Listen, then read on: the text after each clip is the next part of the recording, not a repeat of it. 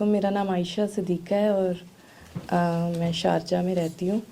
3 سال پہلے مجھے شدید ڈپریشن کا اٹیک ہوا تھا اور میں اینٹی ڈپریسنٹ لے رہی تھی اور ساتھ سلیپ میڈیسنز لے رہی تھی.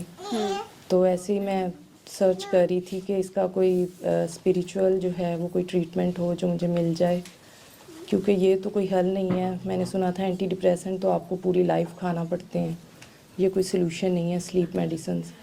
تو تب میں نے ڈاکٹر صاحب کی ویڈیو دیکھی تھی پی ٹی وی پر، جو ان کا انٹرویو تھا کوئی وسیع شاہ کے ساتھ. تو وہاں سے پھر جب وہ سامنے آیا تو ساتھ جتنی ان کے جو دعا سیشن تھے، ریلیونٹ جو ویڈیوز تھی وہ مجھے نظر آئیں، جس میں مجھے پھر پورا جو ہے وہ میتھڈ پتہ چلا کہ کس طرح سے سورہ رحمان سننی ہے، دل صاف کرنا ہے، سب کو معاف کرنا ہے. اور پھر مجھے ریزن سمجھ آئی کہ مجھے ڈپریشن کیوں ہوا ہے، کیونکہ میں معاف نہیں کرتی تھی لوگوں کو اور میں ہیٹ کرتی تھی بہت. اور یعنی اگر کسی نے کچھ کہہ دیا تو میں بھولتی نہیں تھی وہ، ایون ریلیٹیوز کی بات، مطلب آپ کے بہت کلوز جو ہوتے ہیں.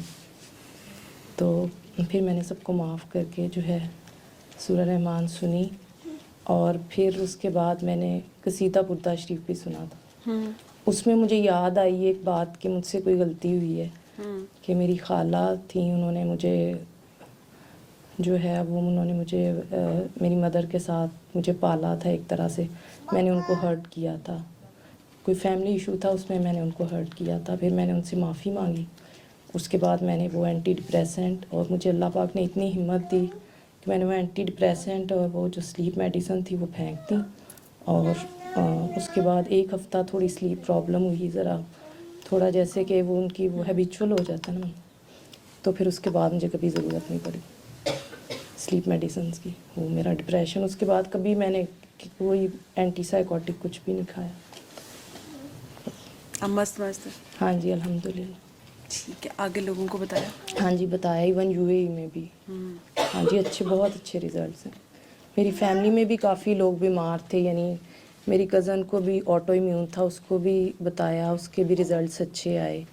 اور جو ہے اس کے یعنی کہ اس کے 3 منتھس کے بعد ہوتے ہیں نا ٹیسٹ، اس کی بہت اچھی رپورٹس آئیں.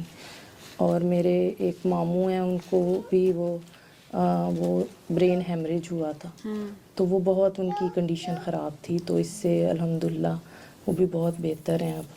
اس طرح سے جو ہے میری فرینڈ ہے، اس کے 8 سال بعد جو ہے بیٹی ہوئی، اس کو میں نے بتائی تھی تھیراپی. تو ماشاءاللہ کافی اچھے ریزلٹس ہیں اس کے. کیا سمجھ آئی سارے؟ بس یہی سمجھ آئی کہ نفرت جو ہے وہی ہر بیماری کی اور ہر چیز کی جو ہے وہ روٹ کاز ہے.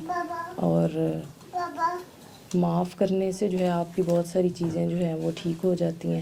ایون آپ کی ہیلتھ اور آپ کی لائف ویسے بھی اس میں بہت ساری پازیٹیو چینجز آتی ہیں.